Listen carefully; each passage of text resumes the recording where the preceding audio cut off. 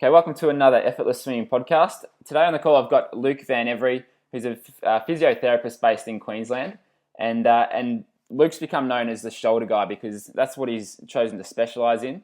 And as a swimmer, we all know that shoulders are probably one of the biggest places where we get injuries because we're doing hundreds of laps in the pool, and your shoulders cop a lot of the brunt of that. So that's why I wanted to get Luke on the call today because he's going to talk us through some of the common injuries that swimmers get, how to avoid them, how to treat them, and some stretching do's and don'ts, and some things that you should be aware of in the gym as well. So welcome to the call, Luke.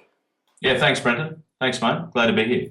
I don't normally do video podcasts, but because it's going to be a little bit more visual than most of the calls, I wanted to make this a video one. So thanks for doing that also. Thank you, Deb. No problem at all. My pleasure. So let's just start off a little bit about your background and why you chose to specialise in shoulders.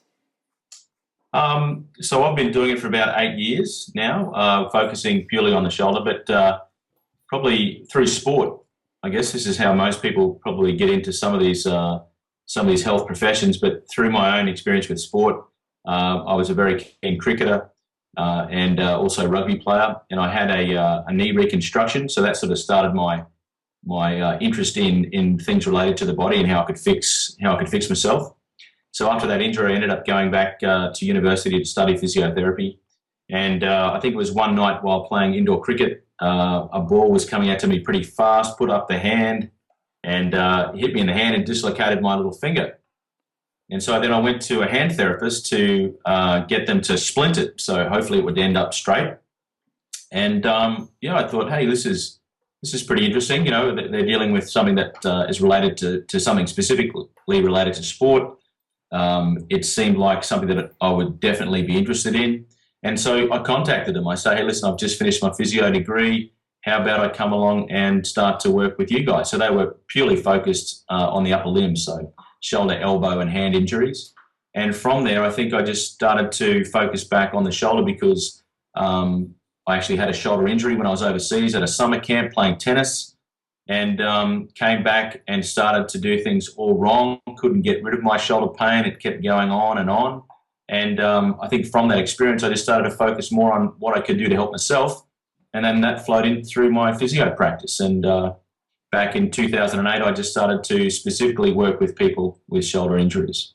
It's funny how personal experience is usually the one of the motivators to do what you do. I know with a lot of the stuff that I teach with swimming, it's all based on what I feel in the water in training and things like that. So it's good that you come from that background of having a shoulder injury yourself. Yeah, absolutely, and a lot of the things I'm telling people is from personal experience. Listen, don't do this because this was a waste of time. I couldn't get it right doing this particular way.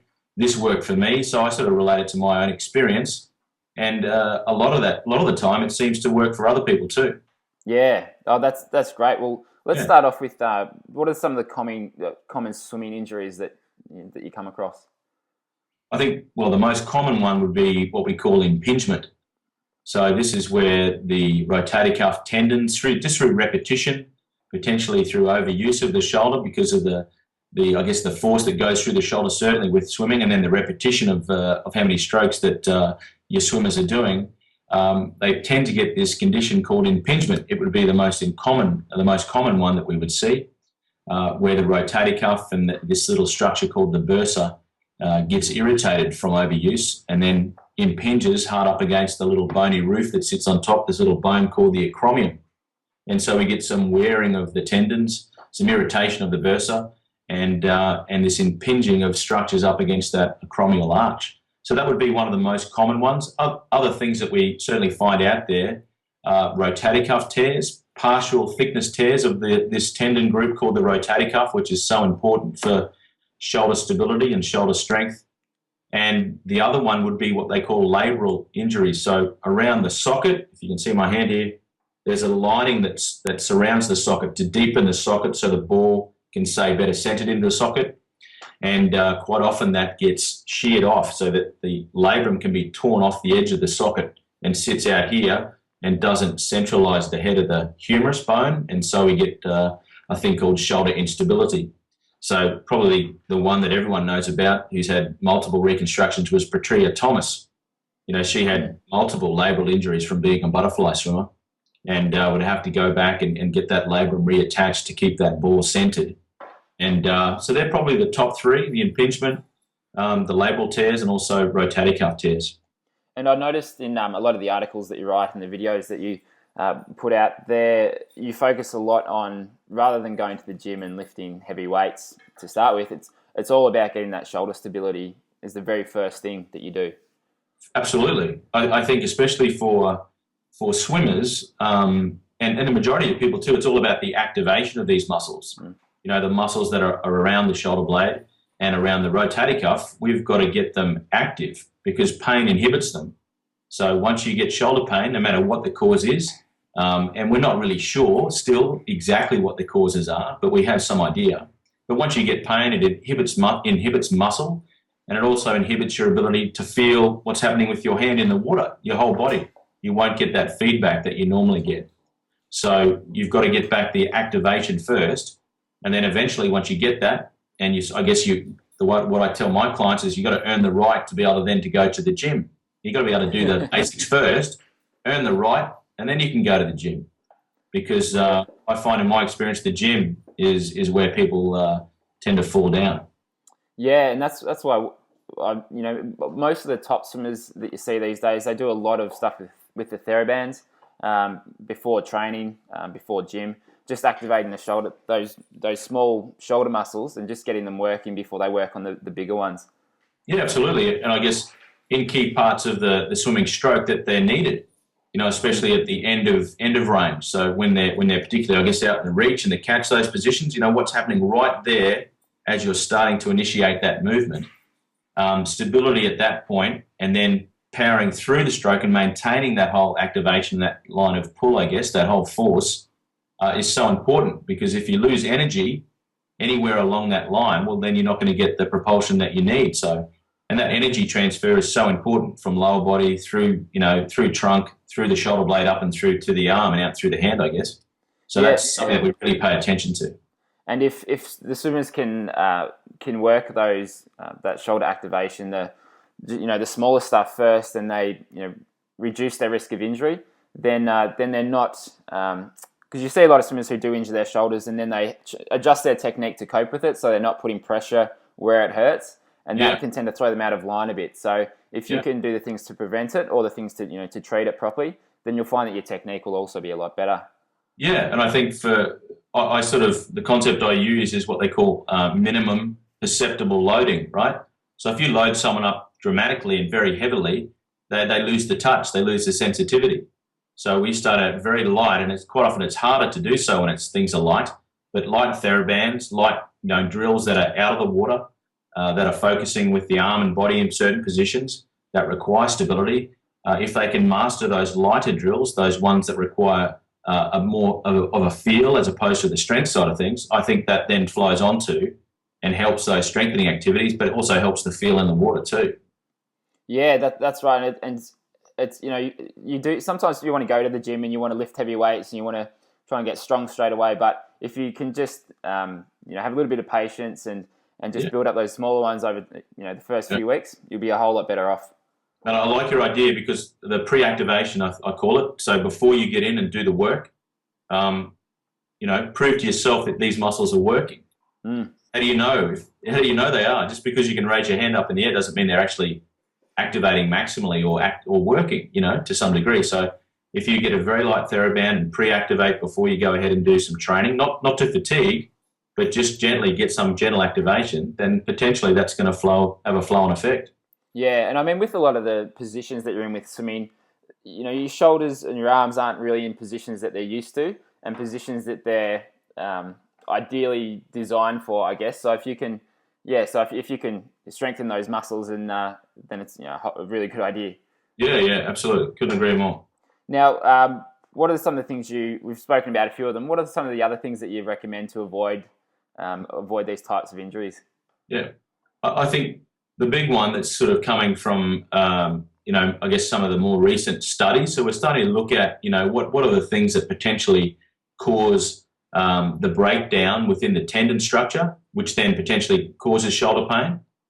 So they call that tendinopathy. So some of the big things that we're sort of starting to look at are obviously related to training volume, so the hours of swimming that people do per week and the actual weekly kilometres that the swimmer does. That has a fairly significant relationship between, the amount of hours that people are doing and then the breakdown within the tendon structure. What was interesting, this is a recent study from about 2010, and they looked at about 80 elite young swimmers, aged between 13 and 25, I think. Yep. And the interesting thing they found was laxity. So inherent shoulder laxity, where there's, because you've got to be very mobile to be a swimmer, but laxity wasn't correlated to getting tendinopathy in the rotator cuff tendon. So that's really interesting. So what do you mean by laxity? So naturally, some people are more mobile than others. Okay, so you've got to be very mobile to swim. Yep. But there would also be a group of people who say, okay, because you're a swimmer and potentially you're naturally more lax than others, then you shouldn't stretch. Okay, so don't stretch because we potentially are going to make you more lax. Right. And more susceptible to shoulder problems. But this study actually went the other way and sort of said, hey, listen, laxity is not really related to shoulder problems in this study. It was more related to the volume and the hours that swimmers were in the pool. Okay. Which is interesting because naturally you would think the more lax a shoulder is, the more potential there is for shoulder pain. That's the old model which we would look at. I think it's still relevant to some degree because the more lax the shoulder is, potentially the more risk for instability there is. So I think in terms of things to avoid, overtraining is certainly something to avoid. I think being careful when you are stressing your shoulder when it's loaded, especially in the gym. The stretching component can be something that could overstretch an already fairly mobile shoulder. And also I think potentially the other things would be just not, I guess, focusing in on those smaller muscles, making sure that you're checking that some of the key things that you need to be a swimmer, that you're checking in on those regularly and doing something a bit different. You need to take some time out from your potential swimming program to do something land-based that might gently challenge you in other ways, but there's potentially a flow-on effect to the activity in the water. Yeah. Well, we on the overtraining side of things, I've got a couple of guys who are doing the channel next year and then some bigger races at the start of next year. And they've asked some of the guys who have done the channel before and who have got a lot of experience in distance swimming, and it's all about building up your kilometers. So if you start out and you're going to do 30K a week, where you previously you've done 15 or 20, then that's you're going to get a shoulder injury basically. Yeah, for sure. It's all about building up that base and again a bit of patience and not going too hard too early. I think you're right. It's all the other big problem I think which you're mentioning here now is the big jumps. 15 to 30. That's a significant jump for some people. So, and I think we know that the adaptation within the tendon structures is quite slow. Poor blood supply, tendency to get overused. So the adaptation to the new load, the new training load, takes some time, and it will be a lot longer potentially than the muscular tissue, which is more vascular, more responsive. So it's interesting that we've got both a muscle and a tendon involved in this whole process, which we're trying to get up to speed. So allowing the time, I think you correctly stated, it's really important to give yourself that time to get to that next level, and I guess prove that you can stay at that level and not get a negative response once you're sort of there. And so let's say someone comes into you with a common swimming injury. Yeah. Whether it's got sort of tendonitis or they've got the impingement, or what do you usually do to treat them? How would someone go about treating those injuries? Yeah. Well, the big sort of information we're starting to sort of think is going to help now is what they call not complete rest, but what they call relative rest. So your tendons to maintain their health, even with an acute tendonitis, they still need some load. But there will be a window in which you can load that tendon. If you can see my hands, bottom part of the window, top part of the window. In here is where we want to load the tendon. If we keep taking that tendon outside of its window for loading, then we're going to continue to have a problem. But if we can gently, relatively rest that tendon to some degree, So that might mean a drop off in some training or a different style of training, but the tendon still gets some load within that comfortable window for it. Then we should be able to see some settling down of that tendon and that inflammation within that tendon. So relative rest is important.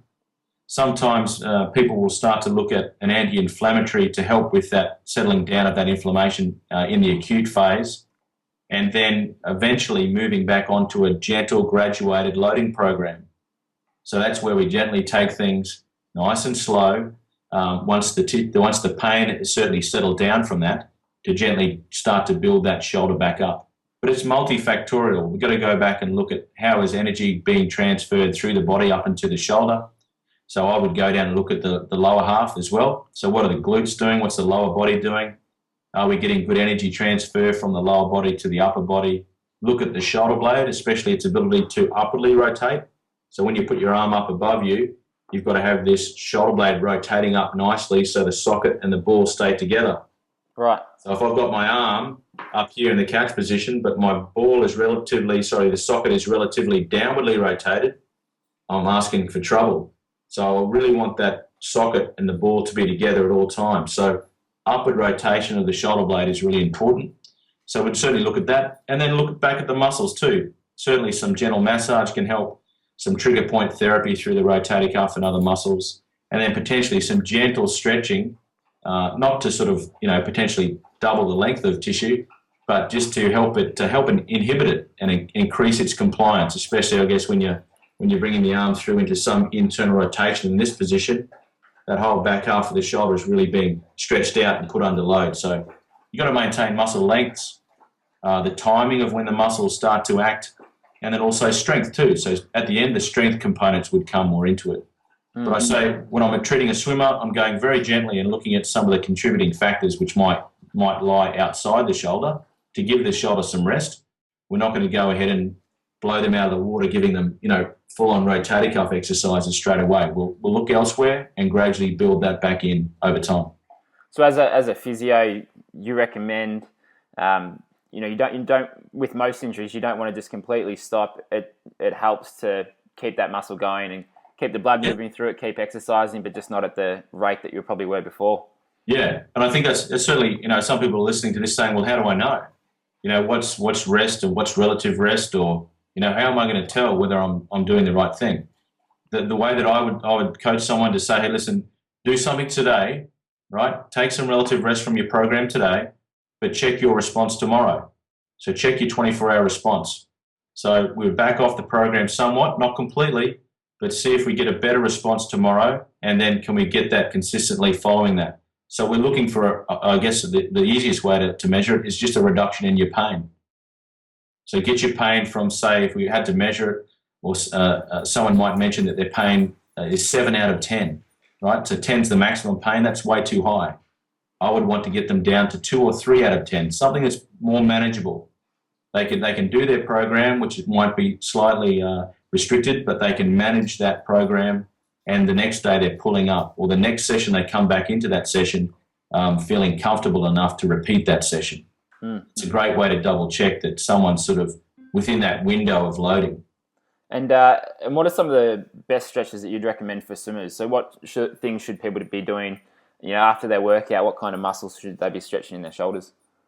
Well, I think stretches throughout the whole body is probably a great idea, especially trunk rotation, thoracic, the big, this sort of thoracic extension, thoracic rotation is really important.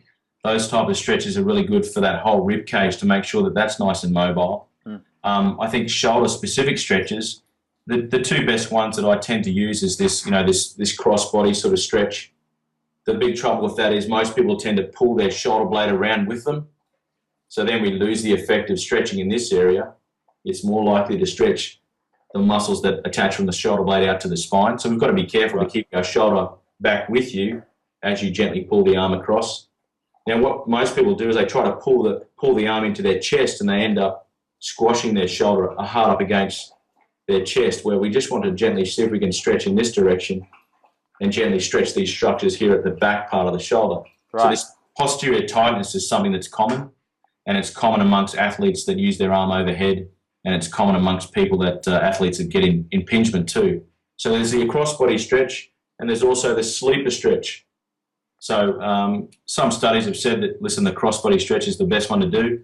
But the sleeper stretch, you've got to pretty much lie down on your side, and you're pulling your hand, so you can lie on the side of the pool on your affected side, and you're gently pushing your hand, this one here, down towards the side of the pool. And again, you're looking for a stretch in the back half of that shoulder, this posterior part. And you can do a little technique called contract and relax to see if you can get a little bit of compliance within the tissues. So we're not really trying to, double the length of tissue. We're just trying to get things to gently let go so we can maintain the muscle lengths that we already have and that we should have when we're going into the pool to swim. So we've got to be careful about, I guess, the loading. You can still overload your already inflamed tissues by overstretching. So you want to do it in a nice, comfortable way. Stretching doesn't have to necessarily feel painful, but I think the mobility of the shoulder is certainly important. So that's their posterior shoulder based, but certainly getting up into these positions, and you can see all the other techniques that swimmers tend to use to maintain the overall mobility of this ball and socket joint. That's so important. I really like the sleeper stretch. That's one of my favourite ones, is because when you're doing a lot of freestyle, you tend to use your arms out here, if you can see it, and it tends to make these kind of bands around your shoulder very tight. And that's a really good way to access a stretch to stretch those out. Yeah. Some say it's a posterior capsule stretch, and this is the exact thing you target. I don't know if you can be that clear about it. I think do what works. If it's tight, stretch it. If it's not tight, leave it alone. Focus on muscle activation and stability. So I think if you can maintain your natural ability to, keep your shoulders mobile, then that's fine. But if you detect a little bit of stiffness, which then affects the stroke, affects the shoulder mobility, then that's something that we need to gently build in on to make sure that we're keeping that shoulders, as you say, nice and mobile. But those parts of the back half of the shoulder are notorious for getting very tight. They're certainly put under a lot of pressure when they're in this position as they're coming through, because the muscle length is now long and it's having to work quite hard. And the muscles don't really like working at a lengthened position. They prefer to work in this nice mid-zone where their output's much better. And now let's say you're going to the gym. What are some of the things that people should avoid when they're going to the gym or watch out for? Yeah. Well, I've got this concept. It's called the safe zone. Okay, it's very simple, very, very simple. So what I think, it might be a bit controversial, but I'll get to it. But if you can put your hand up to wave goodbye, right? So if you do it right now, Brendan, put your hand up to wave goodbye, naturally, you'll notice that your elbow's in front of your shoulder. Have a look at it. Is it? Pretty much. So that's a safe zone. So you naturally will want to put your arm in a safe zone because it allows the arm bone and the muscles around your shoulder to work nice and effectively. Okay, so if that elbow starts to drop back, so I'm waving goodbye, right? Roughly, this is the safe zone. Here, forward.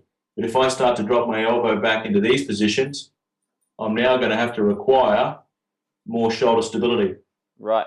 Okay, so now if I'm loading myself up, doing behind head presses, behind head squats, deep bench presses, dips, chins, those type of movements require a maximum amount of stability. Okay, and most people are doing them and they're not really paying attention to, certainly to their rotator cuff, but also most of these exercises we do in the gym, we're only using this part. Let's just say I'm doing a press. I'm only using this part of my body. That's not the way you naturally move. Yeah. You use the lower body to generate energy to come out through your hand to do tasks. Okay, so I like to incorporate things that involve the whole body. So we can still do something that might be a press or a pull or a push, but we're using our whole body to make that movement more energy efficient. Therefore, we don't get the stress potentially that's isolated and loading up the shoulders in a very leveraged position. We've got to be very careful of that. Okay. So, and if you look at some of the top swimmers, a lot of the stuff they do in the gym is now very explosive type of work, and they're using medicine balls and they're squatting down and then jumping forward and throwing and things like that. So it's more power movements, but the whole body. So like you're talking about. So yeah, I love that because because you're depending on your environment you're in, if you're land based, then you're using a ground reaction force. Well, a lot of the energy comes from the floor. You're pushing down on the floor as you're pushing up to throw the medicine ball against the wall. So it's a ground reaction force that you're now using to generate energy, potential energy, to get then through your body to perform the same drill. So if it's the sum of all the parts make that whole movement more energy efficient, and that's what the whole body's about.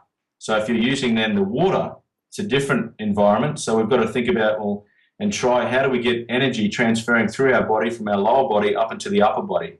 I think it's still important, and swimming is quite a unique sport where that flow of energy is very interesting, because you've got the lower half doing one thing and potentially the upper half doing something completely different. It's amazing. Yeah. I went to a coaching conference on the weekend, and one of the things they spoke about was the swimmers that have got a background in, say, other sports like ball sports or running or whatever. The people that are used to dryland exercise, they've got a better ability to be able to adapt to different things in the water. So with their starts and their turns, because they know what their body's doing. Right. So dryland work is important as a swimmer still, even though you're not on dry land. It still transfers across those kinds of motor skills.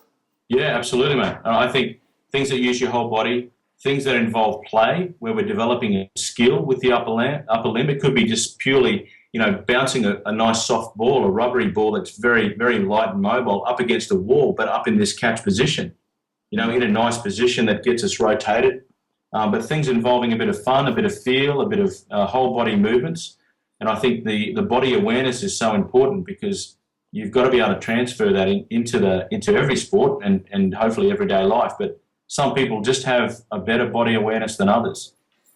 I find that people that are in pain lose that awareness, but others they just can't detect when things are getting close to being unstable, either at the knees, the hips, the shoulders, the elbows. They just don't have that awareness. But I think you can improve that with the drills that you're sort of mentioning there, the dryland stuff, as well as the water as well. So I think the dryland is a very important component, and especially for swimming, is involving both head rotation and arm use. Yes. So a lot of people just focus purely on the shoulder, but what has the rest of the body got to be doing when I'm using my arm? So you want to involve something that's involving the neck, because the neck muscles and the shoulder is intimately related. So even drills where you're doing something here and there's a head turn that's involved as well. So you're looking at the ball, say if you're doing the wall tap, and then you're looking away from it, looking at it, looking away from it in a nice rhythmical motion that might mimic something that you do in the water. So these are little things that we sort of try to incorporate. Yeah, and with a lot of the stuff that we offer, it's all drill based in the water. So you're not just swimming freestyle. You start off with kick on your back, then you move to kick on your side, and then taking one arm stroke and so on. And it's all about developing those motor skills. So you're getting your whole body to move in time and get a feel for what it's like to have your whole body move together, rather than just individually pulling through and then rotating sort of thing. So it's all connected. Yeah, absolutely. I think this is another problem with gym-based activity, especially when instructed to firstly stabilize the shoulder blade and then move. You might see people doing a pull or a push where they're locking the shoulder blade in and then moving the arm.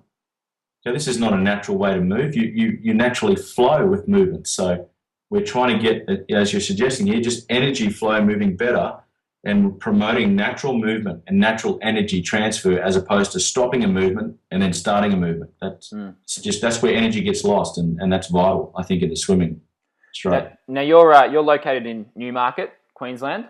Yes, mate. Newmarket in Brisbane here, in Queensland. Brisbane. So if people want to come and see you for a physio session or a checkup or anything related to swimming that way, they can head there. What's the website for your physio business? So the website for the physio practice is shoulderguyphysiotherapy.com.au.